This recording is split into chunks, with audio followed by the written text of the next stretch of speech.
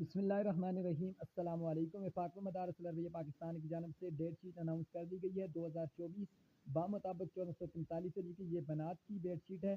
इसी तरह बनीन की भी आज आएगी। और फ्रेंड्स, पहला पर्चा जो आपको होगा 30 जनवरी 19 रजब मरजब को होगा बरोज़ सोमवार वाले दिन, और दूसरा पर्चा आपका 31 जनवरी बरोज़ मंगल को होगा।